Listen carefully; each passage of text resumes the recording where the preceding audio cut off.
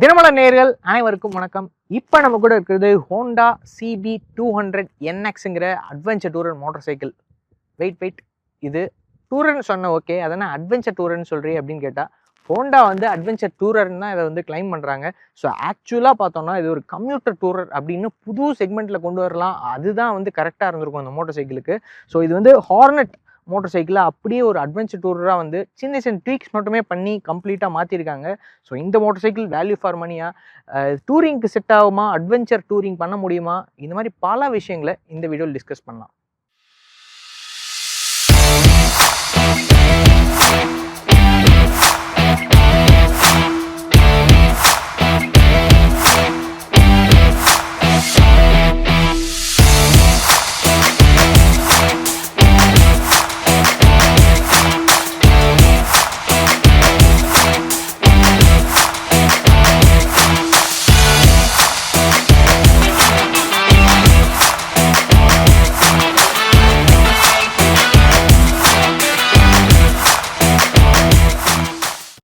இந்த motor சைக்கிளோட heart பார்த்தோம்னா 184.2cc single cylinder ஏர் cooled engine வந்து கொடுத்துருக்காங்க. ஸோ ஹோண்டாவோட ரிலையபிலிட்டி பற்றி நம்ம சொல்லவே தேவையில்லை. HET டெக்னாலஜி வந்து பயன்படுத்தியிருக்காங்க.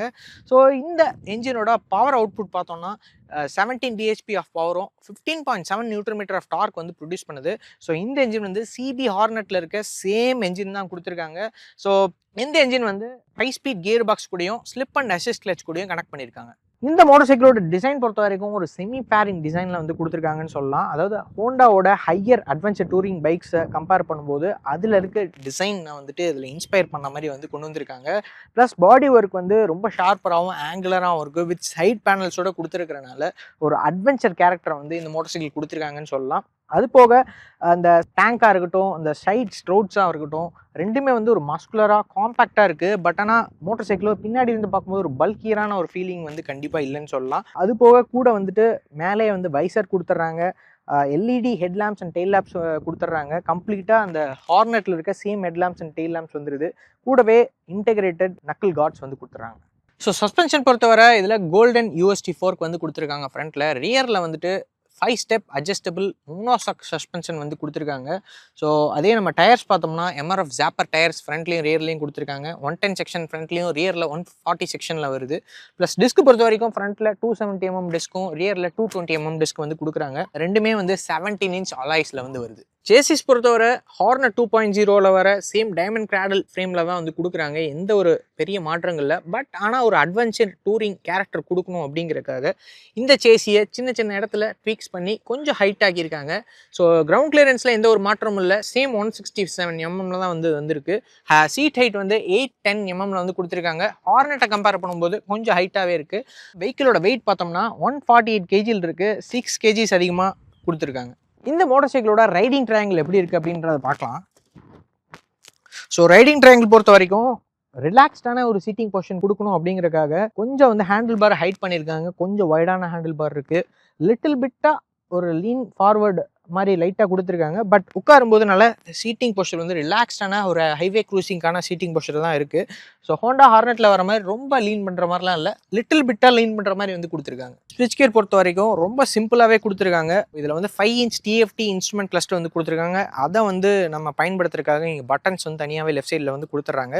ஸோ பெருசாக எந்த ஒரு நம்ம காம்ப்ளிகேட்டடாக இல்லை, ரொம்ப ஈஸியாக தான் இருக்குது. யூஸ் பண்ணால் கண்டிப்பாக புரிஞ்சுக்கலாம். ப்ளஸ் அதுவும் இல்லாமல் இந்த 5 inch TFT இன்ஸ்ட்ருமெண்ட் கிளஸ்டர் வந்து கலர்டில் வந்து கொடுத்துருக்காங்க. ஸோ ஒவ்வொரு இதுக்கும் ஒவ்வொரு கலர்ஸ் பயன்படுத்தி இருக்கிறனால ஈஸியாக எது வந்து கொடுத்துருக்குறதுங்கிறது க்ளீனாக புரியுது. So for example gear positioning indicator க்ரீனில் வந்து கொடுத்துருக்காங்க, பெருசாகவே கொடுத்துருக்காங்க. என்ன கியரில் இருக்குங்கிறது ஈஸியாக நம்ம கண்டுபிடிச்சிக்கலாம். அந்த மாதிரி சில விஷயங்கள் எல்லாமே வந்து ரொம்பவே நல்லா இருக்குது. சின்னதாக இருந்தாலும் பார்க்கறதுக்கு நல்லாவே கொடுத்துருக்காங்க.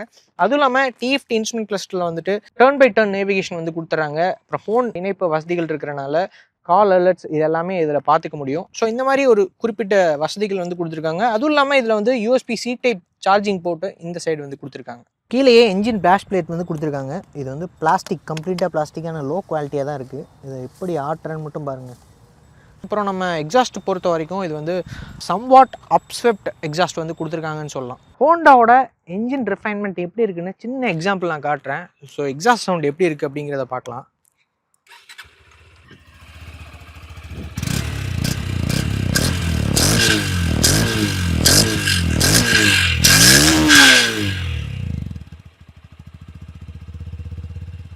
எக்ஸாஸ்ட் நோட்டை கேட்கும்போதே நல்லா ரிஃபைண்டாக ஸ்மூத்தாக இருக்கிறது க்ளீனாக அந்த எக்ஸாஸ்ட் நோட்லையும் இண்டிகேட் பண்ணுது. 184cc என்ஜின் வந்து கொடுத்துருக்காங்க. ஸோ இது வந்து ஹார்னட் 2.0 கம்பேர் பண்ணும்போது இந்த என்ஜின் வந்து ஸ்லைட்லி வந்து ஒரு ரிலாக்ஸ்டாக வந்து டியூன் பண்ணியிருக்காங்க. ஒரு ஹைவே க்ரூசிங் பண்ணுற மாதிரியான ஒரு கேரக்டர் வந்து இதில் கொடுத்துருக்காங்க டூரிங்காகவே. ஸோ அந்த ஹார்னட் 2.0 மாதிரி ஒரு ஸ்போர்ட்டியான ஒரு ஃபீல் வந்து கண்டிப்பாக இருக்காதுன்னு சொல்கிறாங்க. ஸோ அதே மாதிரி தான் வந்து என்ஜினுமே இருந்தது. பெரிய மிட் ரேஞ்சாக இருக்கட்டும், லோ ரேஞ்சாக இருக்கட்டும், பெருசாக எனக்கு ஒரு பஞ்சியாக இல்லை இந்த மெஷின் வந்துட்டு. பட் ஆனால் வந்துட்டு ஒரு லீனியராக ஒரு ஸ்மூத்தாக வந்து இருந்துச்சு. லோ ரேஞ்சு பார்த்தோன்னா கொஞ்சம் பிட் லேசியாக இருந்தாலும் ஒரு நல்ல ஸ்மூத்னஸ் வந்து இருந்துச்சு. அதே மிட் ரேஞ்ச் வந்தோன்னா க்ளீன் அண்ட் ஸ்மூத்தாக வந்து இருந்துச்சு அந்த பிக்கப்பு. டாப் ரேஞ்ச் வந்தோன்னா கிட்டத்தட்ட நம்ம இன்றைக்கி வந்து 118 வரைக்கும் ஸ்பீடு வந்து ட்ரை பண்ணோம். ஸோ 180 வரைக்கும் நல்லாவே போச்சு. என்ன ஒரு 95 தாண்டும் போது லிட்டில் பிட் ஆஃப் வைப்ரேஷன் நமக்கு தெரியுது. அதே மாதிரி 77, 80 எல்லாம் தாண்டும் போது ரொம்ப மைல்டாக தான் தெரியுது வைப்ரேஷன். நல்ல ரிஃபைண்டான ஒரு என்ஜின் வந்து கொடுத்துருக்காங்க. வைப்ரேஷன் வந்து அந்தளவுக்கு பெருசாக தெரியல 80 வரைக்கும். 80ல் ஆரம்பித்தா லைட்டாக மைல்டாக தான் தெரிஞ்சுது. 95 போகிறதுக்கப்புறம் லிட்டில் பிட் ஆஃப் கொஞ்சம் இன்க்ரீஸ் ஆகிற மாதிரி இருக்குது. பட் ஆனால் 118 டாப் ஸ்பீடு பார்த்தோம்னா 127, 130 வரைக்குமே போகக்கூடிய கேப்பபிலிட்டி இருக்குது. பட் ஆனால் இதோட இந்த என்ஜினோட ஸ்வீட் ஸ்பாட் எது அப்படின்னு பார்த்தோம்னா கிட்டத்தட்ட 5000 to 6500 RPM தான் ஸ்வீட் ஸ்பாட்டு. ஸோ அதில் வந்து 70 to 90 km/h அந்த ஸ்பீடில் போனோம்னா ஒரு டூரிங்க்கு வந்து பெட்டரான ஒரு ரிலாக்ஸ்டான ஒரு க்ரூசிங் பேஸாக இருக்கும்னு நான் நினைக்கிறேன். ஸோ வைப்ரேஷன்லாம் பெருசாக அந்தளவு இல்லை. ஸோ இந்த ஸ்பீடை மெயின்டைன் பண்ணால் மைலேஜும் நல்லா கிடைக்கும், ப்ளஸ் அது இல்லாமல் நல்ல ஒரு ரிலாக்ஸ்டான ஒரு க்ரூசிங் ஸ்பீடும் நமக்கு அச்சீவ் பண்ணலாம். கியரிங் பொறுத்த வரைக்கும் அதில் 5 ஸ்பீட் கியர் பாக்ஸ் வந்து கொடுத்துருக்காங்க. ஃபஸ்ட்டு 4 கியர்ஸ் வந்து சிட்டியில் ரொம்ப அட்ராக்டபுளாக இருக்குது. 5th கியர் தான் வந்து ஹைவே க்ரூசிங்க்கு பயன்படுத்த முடியும். என்ன ஒரு ட்ராபேக்னா இதில் 6 ஸ்பீட் கொடுத்துருந்தா ஹைவே க்ரூசிங்க்கு இன்னும் பெட்டராக இருந்திருக்கும்னு நான் சொல்லுவேன். ப்ளஸ் இதில் ஸ்லிப் அண்ட் அசிஸ்ட் கிளச் கொடுத்துருக்கனால சிட்டி டிராஃபிக்கில் ரொம்பவே லைட்டராக இருக்குது கிளச்சு. ஸோ செக்மெண்ட்டே லைட்டஸ்ட் கிளச் அப்படின்னு சொல்கிறாங்க. ஸோ நம்ம ஓட்டுறக்கு ரொம்ப நேரம் சிட்டி டிராஃபிக்கில் ஓட்டினாலும் எந்த ஒரு டிஸ்கம்ஃபர்ட்டும் நம்மளுக்கு பெருசாக தெரியல. மைலேஜ் பொறுத்தவரை ஹோண்டா கிளைம் பண்ணுறது நம்ம த்ராட்டில் கொடுக்கறத பொறுத்து ஒரு 40 to 50 km/லிட்டரை வந்து மைலேஜ் கொடுக்கும் அப்படின்னு சொல்லப்படுது. நான் யூஸ் பண்ணுற மோட்டார் சைக்கிள் வந்து ஹோண்டா ஹார்னட் 160, அதுவே வந்து 45-50 கொடுக்குதுன்னா ஸோ கண்டிப்பாக இது 40 to 45 வரைக்கும் கன்ஃபார்மாக வந்து தரும்னு கேரண்டியாக நான் சொல்லலாம். ஸோ என்ஜின் பொறுத்த வரைக்கும் உங்களை ரிலையபிலிட்டியை அடிச்சிக்கவே முடியாது. 40,000 கிலோமீட்டர்ஸ்க்கு அப்புறமும் வந்து எந்த ஒரு இஷ்யூ இல்லாமல் நல்லா ஓடக்கூடிய ஒரு என்ஜின் தான். ஸோ அதனால் தாராளமாக என்ஜின் பொறுத்த வரைக்கும் ரிஃபைண்டாக தாராளமாக நம்பி வாங்கலாம் ஹோண்டாவை. இந்த செக்மெண்ட் காம்படிட்டர்ஸை கம்பேர் பண்ணும்போது எல்லாமே சிசி அதிகமாக பவர்ஃபுல்லான மோட்டார் சைக்கிள் தான் வச்சுருக்காங்க. பட் ஆனால் 200 ரேஞ்சுக்குள்ள கம்பேர் பண்ணும்போது ஒரு டூரிங்க்கு ஒரு ரிலாக்ஸ்டான ஒரு பேஸில் வேணும், கம்யூட்டும் பண்ணணும், நம்ம வந்து டூரிங்கும் பண்ணணும் அப்படின்னா கண்டிப்பாக இந்த மோட்டார் சைக்கிள் உங்களுக்கு சூட்டபுளாக இருக்கும்னு நான் நினைக்கிறேன். இந்த மோட்டார் சைக்கிளோட ஹேண்ட்லிங் அண்ட் ஸ்டெபிலிட்டி பொறுத்த வரைக்கும் இன்றைக்கி high speed stability and handling எடுத்துக்கிட்டோன்னா 118 வரைக்கும் நான் போனேன். பெருசாக எனக்கு தெரிஞ்சு எந்த ஒரு இஷ்யூவுமே தெரில. ஒரு ஹேண்டில் பார் ரொம்பவே லைட்டாக இருந்தது. ஃபேரிங் வந்து இந்த விண்ட் பிளாஸ்ட்டை வந்து டிஃப்ளெக்ட் பண்ணி விட்டுச்சு. ஸோ அது ஒரு நல்ல யூஸ்ஃபுல்லான ஒரு இது தான். ஸோ அதனால் பெருசாக ஹை ஸ்பீசிபிலிட்டியில் எந்த ஒரு இஷ்யூமே இல்லை. ஸோ அந்த சேசி வந்து ரொம்ப கம்பேட்டிபிளான ஒரு சேசி. ஸோ அதனால் ஹை ஸ்பீடாக இருக்கட்டும், கார்னரிங்காக இருக்கட்டும் ரொம்பவே பெட்டராக இருக்கும். ரொம்ப லைட் வெயிட்டாக இருக்கும். அதுதான் இதோட பெரிய ஹைலைட்டு. நம்ம நைக்கட் ஸ்ட்ரீட் ஃபைட்டர் மோட்டார் சைக்கிளில் ஓட்டுற மாதிரி இந்த மோட்டார் சைக்கிள் வந்துட்டு கார்னரிங்லாம் பண்ணும்போது அவ்வளோ வந்து லீன்லாம் பண்ணிட முடியாது. ஓகே, ஒரு டூரர் பைக் மோட்டார் சைக்கிளுக்கு ஏற்ற மாதிரி கொஞ்சம் ஹைட் அதிகமாக இருக்குது. ஸோ அதெல்லாம் பார்க்கும்போது பெட்டராகவே இருந்தது. எனக்கு தெரிஞ்சு பெருசாக எந்த ஒரு சேஞ்சஸ் தேவையில்லை. ஸோ சிட்டிக்குள்ளே ஓட்டும் போது கம்யூட்டிங் பண்ணுறதுக்கு ரொம்பவே ஈஸியாக இருந்தது. ஒரு 150cc எப்படி ஓட்டுவோமோ அதே மாதிரி தான் ஓட்டினேன். டூரிங்க்கும் சரி ஒரு போதுமான அளவு பவர் வந்து கொடுத்துருக்காங்க. ஸோ ரிலாக்ஸ்டான க்ரூசிங் பேஸ் வந்து நமக்கு கிடைக்குது. ஸோ தாராளமாக அது போதும். ஆனால் ஆஃப் ரோடிங் போனோன்னா இது கண்டிப்பாக ஒரு ஆஃப் ரோடிங்கான ஒரு மோட்டார் சைக்கிள் கிடையாது. டயர்ஸ் வந்து டியூவல் பர்பஸ் டயர்ஸ் வந்து கொடுத்துருக்காங்க. ஆனால் அது ஆஃப் ரோடிங் பண்ணுமான்னு கேட்டால் இதுக்கு இருக்க பவருக்கும் சஸ்பென்ஷன் ட்ராவலுக்கும் கண்டிப்பாக ஆஃப் ரோடிங் வாய்ப்பே கிடையாது. இது ஒரு கம்யூட்டர் டூரிங்னு வேணால் சொல்லாமே தவிர அட்வென்ச்சர் டூரிங்னு தயவு செய்து சொல்லிடவே முடியாது. சஸ்பென்ஷன் வந்துட்டு ஹார்னட்டை கம்பேர் பண்ணும்போது இந்த டைம் கொஞ்சம் சாஃப்ட் பண்ணி கொடுத்துருக்கோம் சொல்கிறாங்க.